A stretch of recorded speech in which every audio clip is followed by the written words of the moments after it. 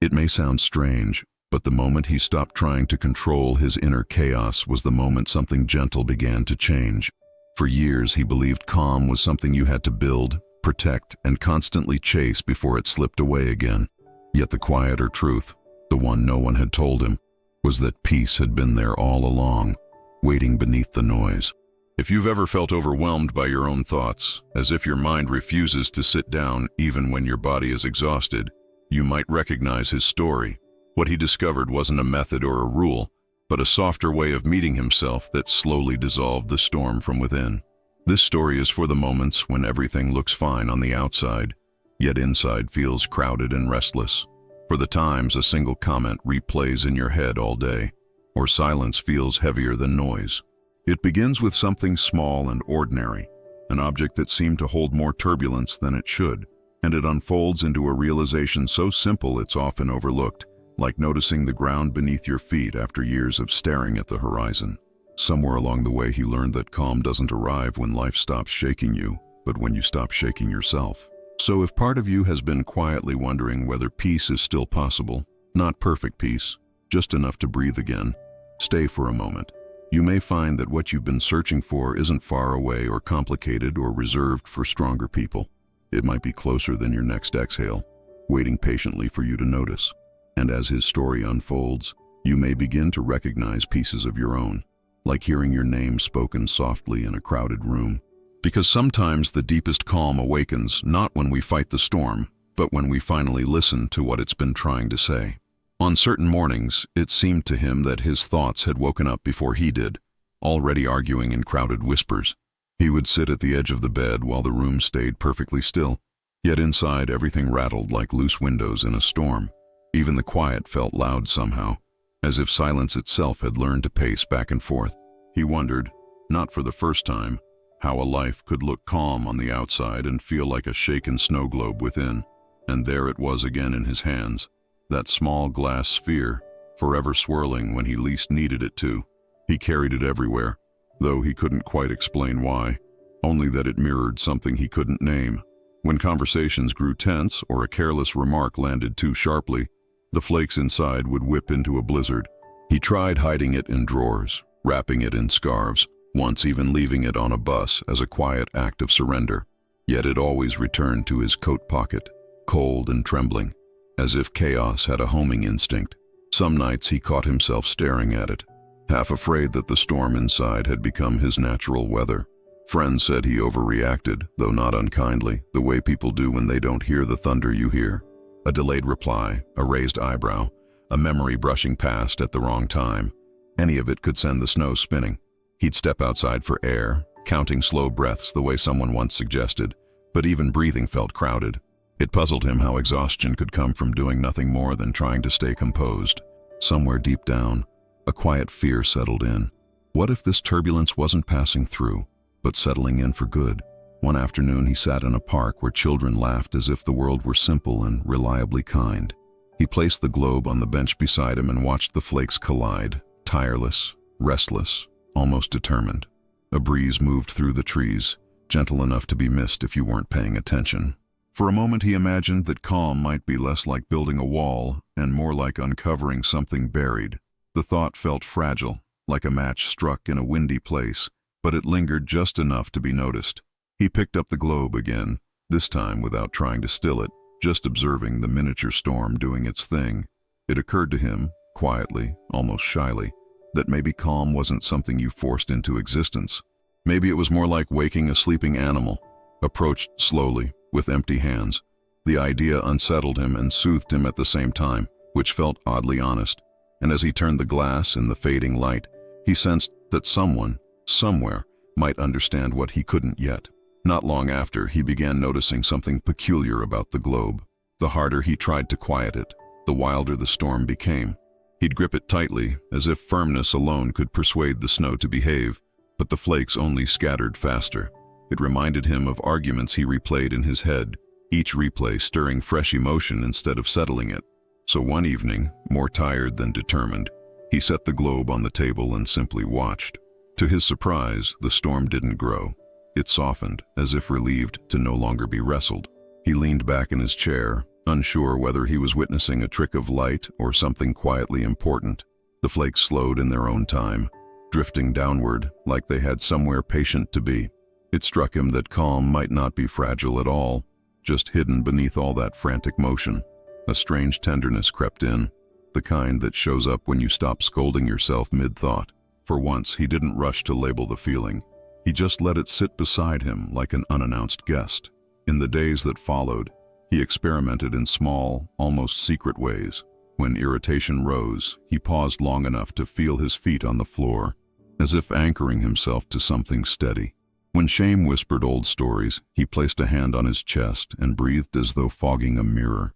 These tiny gestures didn't erase the waves, but they made space between one surge and the next. And in those brief spaces, he sensed a calm that hadn't been created, only uncovered. It dawned on him that gentleness did what force never could, though he wouldn't have believed it a month earlier. He had spent years trying to outthink his feelings, outrun them, outwork them, as if they were stubborn debts. Yet the moments that helped most were disarmingly soft, almost embarrassingly simple.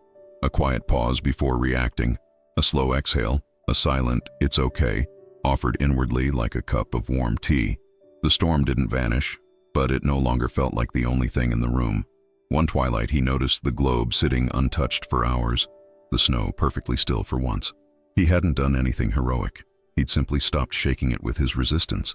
The realization felt both comforting and unsettling, like discovering a door had been unlocked all along. If calm lived beneath the chaos, then perhaps the chaos wasn't an enemy, only a loud messenger. And just as that thought settled in, footsteps approached from behind the bench where he sat. The footsteps belonged to no one he knew, which somehow made him more aware of how alone he'd been feeling. Lately his days had unfolded like unpredictable weather.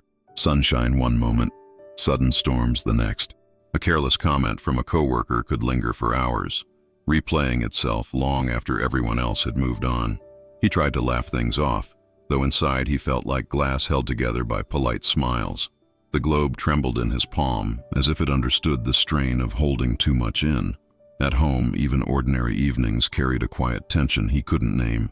He'd start a simple task, then abandon it halfway when his thoughts veered into old regrets or imagined futures. Messages from friends sat unanswered, not from indifference but from the exhaustion of explaining how he felt. Sometimes he reacted too quickly, sharp words slipping out before he could soften them. Afterward, he'd sit in the dim kitchen light, turning the globe over and over, wishing rewind buttons existed for people. Relationships grew fragile around his unpredictability, though no one said it outright. A raised voice startled him more than it should. A delayed reply felt heavier than it was. He knew others had burdens too, which only made his own reactions feel embarrassingly oversized. There was a quiet despair in realizing he didn't trust himself to stay steady. The globe's storm mirrored that fear, swirling wildly even when the room was calm. One night he caught his reflection in the dark window, eyes tired in a way sleep didn't fix. He wondered when he had become someone who braced for impact during ordinary conversations. The thought stung, not dramatically, just a dull ache that settled behind his ribs. He placed the globe on the table and whispered, half joking, "You're doing a better job falling apart than I am." The humor faded quickly, leaving a silence that felt honest rather than empty. It was in that silence that he sensed how deeply he longed for something steadier. Not perfection, not constant happiness, just a place inside that didn't lurch with every passing emotion. He rested his hands on the table, palms open, as if surrendering to the moment for lack of a better plan. The globe continued its restless spinning, though he no longer looked away from it, and somewhere in the quiet of that room, he felt the presence of someone who would soon notice him too. The next day, he noticed the globe behaving differently, though perhaps it was he who had changed first. Whenever he pushed his feelings down, a sigh swallowed, a memory dismissed, the snow inside erupted fiercely. It spun so violently that the tiny trees vanished behind a white frenzy, as if even the landscape couldn't cope. He tapped the glass lightly, a nervous habit, only to watch the storm intensify like a scolded child. It dawned on him that suppression didn't quiet the chaos. It compressed it, like shaking a bottle with the lid sealed tight. He began to see the globe as a container for everything he hadn't allowed himself to feel fully. Unspoken hurt from years ago, words he wished he'd said, apologies he never received, all of it packed tightly inside. No wonder it trembled at the slightest disturbance. It had no room left for gentleness. He held it closer to the window, letting sunlight pass through the glass, as if warmth might loosen something. For a fleeting moment, the flakes slowed, drifting instead of colliding, and he exhaled without realizing he'd been holding breath. Later, when frustration rose during a tense phone call, he instinctively reached for the globe. His fingers tightened, his jaw followed, and the storm returned in an instant, dense and blinding. He almost laughed at the obviousness of it, though the sound caught halfway between relief and sadness. "All right," he murmured, easing his grip just a little, testing whether softness made any difference. The snow still churned, but not with the same sharp urgency, as if confusion had replaced panic. That evening, he placed the globe on a shelf instead of carrying it around like a fragile secret. He sat back and watched from a distance, noticing how the storm changed, even without his interference. The flakes seemed to tire eventually, settling into quiet layers no hand could arrange manually. It was oddly comforting to realize that some things calmed themselves when left alone. He made a mental note, not a resolution, just a gentle curiosity, to step back more often. As night settled in, he sensed that the globe was teaching him something without words. It wasn't an enemy or a burden, just a mirror with impeccable timing. Every attempt to control it only revealed how little control he truly needed. He leaned his head against the chair, eyes half closed, listening to the faint hum of the room. And in that quiet, he heard a voice nearby ask, almost kindly, "Does it ever rest on its own?" He turned, startled, but not alarmed, and saw an older woman lowering herself onto the other end of the bench.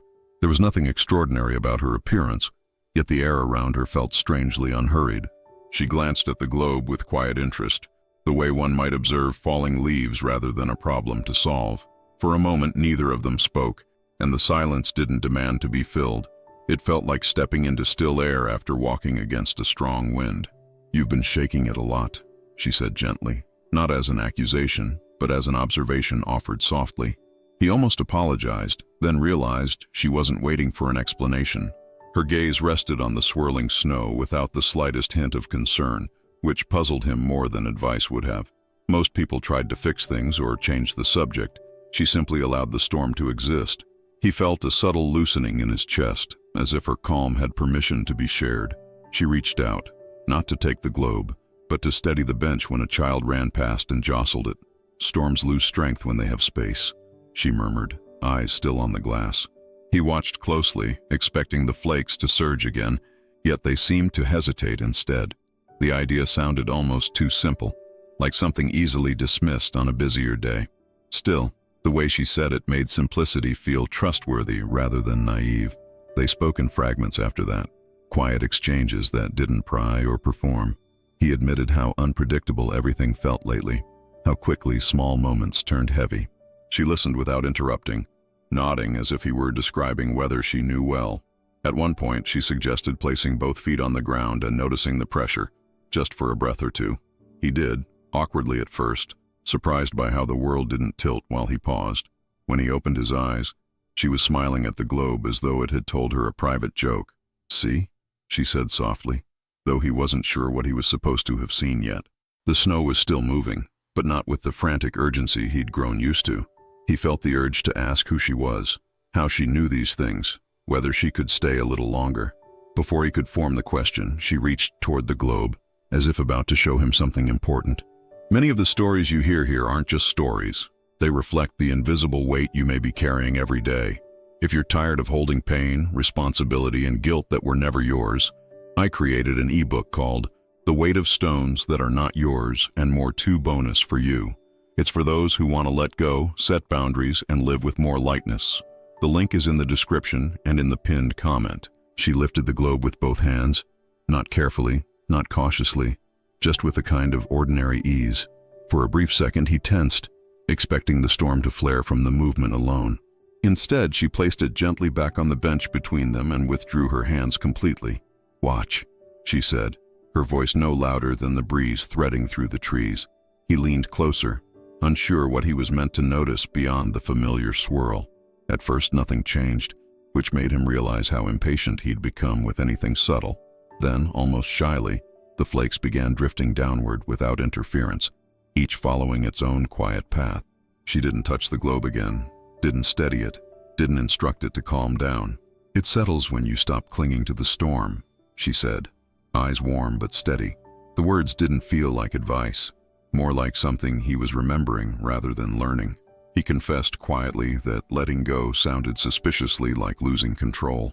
She chuckled under her breath, not unkindly, as if she'd heard that fear many times before. "Control isn't the same as care," she replied, tapping the bench lightly with her finger. "Sometimes the gentlest thing you can do is allow the feeling to move through, not trap it inside." He considered this, recalling how tightly he'd been holding everything, including himself. To demonstrate, she invited him to place a hand over his chest and take one slow breath. He inhaled hesitantly, as though testing unfamiliar equipment, then released the air in a long, uneven sigh. "Imagine the storm passing through you the way wind passes through open windows," she whispered.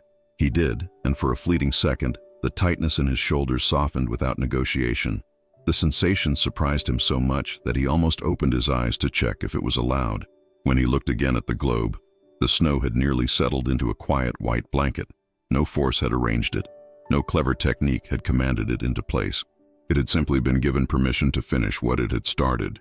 A warmth spread through him, equal parts relief and disbelief, like discovering rest in the middle of a long journey. He sensed this was only the beginning of something he would need to practice on his own. In the days that followed, he didn't become a different person, though a quieter rhythm began threading through his hours. When irritation flickered, he noticed it the way one notices the first drop of rain, without predicting a flood. He would pause, sometimes awkwardly mid-sentence, and let a slow breath slip out before responding. It felt unnatural at first, like writing with his non-dominant hand, but not impossible. The globe stayed mostly in his pocket now, steady, as if it trusted him to try on his own. Feelings still rose, of course, sometimes sharp and sudden, especially when old memories brushed past uninvited. Instead of wrestling them down, he pictured them moving through him like passing weather. He even whispered once, half embarrassed, "You can pass," as if speaking to a nervous animal. To his surprise, the emotion softened faster when it wasn't cornered. It didn't disappear, but it stopped demanding the entire sky. He began noticing small clearings between emotional waves, quiet pockets he'd overlooked for years. Waiting in line, washing dishes, tying his shoes. Ordinary moments suddenly felt spacious. In those seconds, he'd place a hand on the counter or his own arm, grounding himself in something real. The gesture lasted no longer than a breath, yet it left behind a faint steadiness. He started to suspect that calm wasn't rare. It had simply been crowded out before. One afternoon, he set the globe on his desk and watched it while answering a difficult message. Normally, his chest would tighten, his mind rehearsing defenses before the other person even replied. This time, he let the discomfort exist without narrating it. Like background music, he didn't have to follow. When he finally looked back at the globe, the snow lay in soft layers, undisturbed. He smiled at it, a quiet acknowledgement of progress no one else needed to witness. The changes were subtle enough that others might have missed them, but he felt the difference intimately. Reactions no longer yanked him forward quite as violently.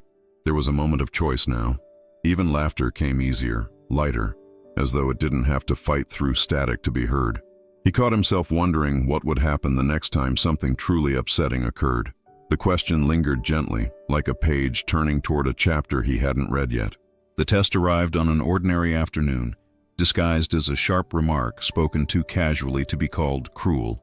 A colleague's words landed with that familiar sting, the kind that once would have echoed for days. He felt the surge instantly, heat in his chest, thoughts scrambling to defend, explain, withdraw. For a split second, his hand reached for the globe in his pocket, then stopped halfway. Instead, he let his fingers rest against his palm, grounding himself in the present moment. He remembered the bench, the breeze, the quiet voice saying storms lose strength when given space. So he paused, not dramatically, just long enough to feel his breath arrive and leave on its own. The silence that followed wasn't heavy. It was spacious, like stepping back to see the whole sky. When he spoke, his voice surprised him, steady, even kind, as if it had nothing to prove. The tension in the room shifted almost imperceptibly, the way air changes after a window is opened. Later, alone, he took out the globe and set it on the table, curious more than anxious. The The snow inside stirred faintly, as though acknowledging the day's turbulence without reliving it. He watched it settle while sipping water, shoulders gradually lowering from their defensive posture. A small laugh escaped him, soft and disbelieving because nothing catastrophic had followed the pause. It felt like discovering that a locked door had only been stuck, not sealed. That evening he replayed the moment, not to criticize himself, but to understand what had shifted. The calm hadn't come from controlling the situation. It had come from not abandoning himself inside it. He scribbled a single sentence in a notebook. Pause before the storm speaks for you. The act took less than a minute, yet it felt like placing a marker on a path he could find again. For the first time, everyday life seemed less like a battlefield and more like a series of small crossings. As night settled, he placed the globe by his bedside instead of tucking it out of sight. Its quiet presence felt companionable, a reminder rather than a warning. He sensed there would be more difficult moments ahead, because life rarely announces permanent calm. Still, he also sensed he carried something now that chaos couldn't easily shake loose. And somewhere beyond his own story, he wondered who else might need to learn this gentler way. If someone had asked him how he managed now, he wouldn't have offered grand explanations. He would have said it began with sitting still for a minute, even when stillness felt uncomfortable. Sometimes he'd place the globe in front of him like a quiet companion rather than a problem to solve. He'd watch whatever feelings surface the way one watches clouds drift without assigning meaning. The practice looked unimpressive from the outside, which made it easier to trust. On difficult days, he imagined each emotion as a gust of wind passing through an open field. He'd breathe in slowly, then exhale as though the wind were leaving through the same doorway it entered. His shoulders softened a fraction each time, a physical reminder that tension wasn't permanent. If thoughts crowded in, he'd simply note, "Busy today," the way you might comment on traffic. The gentle acknowledgement often quieted the urgency better than arguing ever had. He discovered he could do it anywhere. At a red light in a restroom stall standing by a window. One hand resting lightly against his chest became a signal to himself. Pause, don't panic.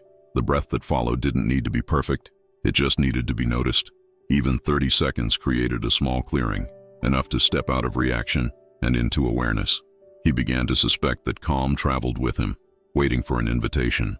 Sometimes he'd write a single line in a notebook before bed, nothing polished or profound. "Today felt heavy, but I stayed," or "I noticed the wave and didn't chase it."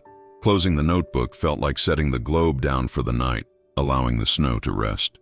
There was comfort in these tiny rituals, like tending a small fire that kept the darkness gentle. He wished someone had told him earlier that peace often grows in such quiet increments. If he could speak to others carrying their own invisible storms, he might simply share this. Sit for a moment. Breathe as if you're giving your thoughts more room rather than less. Imagine the chaos loosening its grip with every slow exhale, the way knots ease under warm water. You don't have to fix anything right now. Just witness it without turning away. And in that quiet witnessing, something unexpected begins to unfold. Over time, he stopped waiting for life to become perfectly calm before allowing himself to feel at ease. He began to understand that chaos wasn't a sign of failure, only movement searching for space. The globe no longer frightened him. It had become a quiet teacher with impeccable patience. Some days it stirred, other days it rested, and neither state felt permanent anymore. He carried it not as a burden, but as a reminder of what could settle when left undisturbed. He noticed that the steadier he felt inside, the less he needed the world to behave gently. Criticism still came, disappointments still arrived unannounced, lonely evenings still happened. Yet there was a widening space within him that held those experiences without collapsing. It felt less like building armor and more like growing roots beneath the surface.